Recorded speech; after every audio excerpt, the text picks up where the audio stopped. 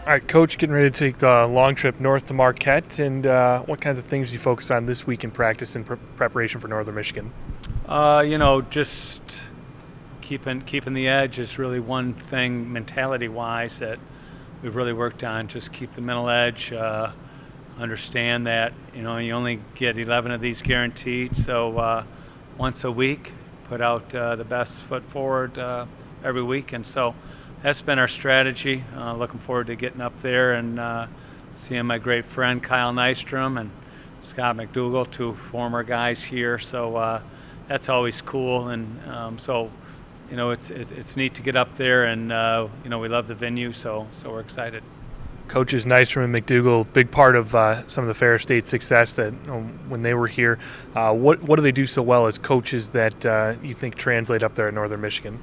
Well, first off, they're great human beings. So, here our kids love them. Like they loved our kids. Our kids love them. There's guys that can't wait to go see Coach Nystrom and Coach McDougal. So that's a big part of this coaches fraternity and really what you want to do in regards to having relationships with young people, and they were great at it. So that's cool. And they're great football coaches. And Coach Nystrom I've known for 35 years, and we've always been great friends, and so great human beings, great people to be around. Taking a look at the tape, what has Northern Michigan done well in the first 3 weeks of the season that you guys are looking out for? Well, they got one of the best running backs in the conference, if not the nation. I know they're going to try to establish him. We want to make sure that we can stop the run and put some pressure on their quarterback.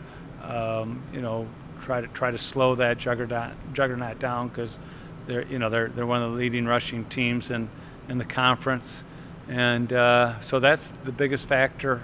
Just trying to get them off the field and let our offense get out there and try to execute our system. At home, on the road, you guys have been able to go deep into your depth chart.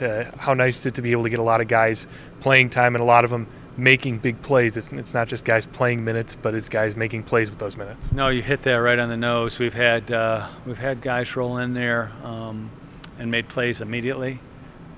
Sometimes you got guys rolling in there, and you're waiting for them to make plays. Here, the first 3 weeks, we've been able to make a lot of plays, and so we love that. On both sides of the ball. So we've been able to build a depth that will help us. It'll help us in the long run. We're expecting to take 58 up there and play 58, and that's been awesome for us. Kind of one of the unique environments in college football up there in the Superior Dome.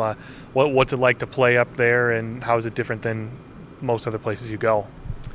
Once you start, you don't really think about it. I know the weather's going to be good, so there's no uncertainties there. The last time we went to the UP was last year, like November 10th. We played at Tech, and there's a little snow on the ground, so we know the weather's going to be good. It's a controlled environment. It's typically a pretty noisy environment, which is fun for our guys. And the only other issue is that wooden ceiling there that they have. We'll get up there early tomorrow at 2 p.m. We're going to do a walkthrough, and we'll punt the ball and kick the ball in the air, make sure our returners are comfortable with seeing the ball, and we'll have some soft toss where we're throwing deeper routes to our guys just so they get comfortable with the ceiling. Other than that, you don't know you're indoors once the game starts.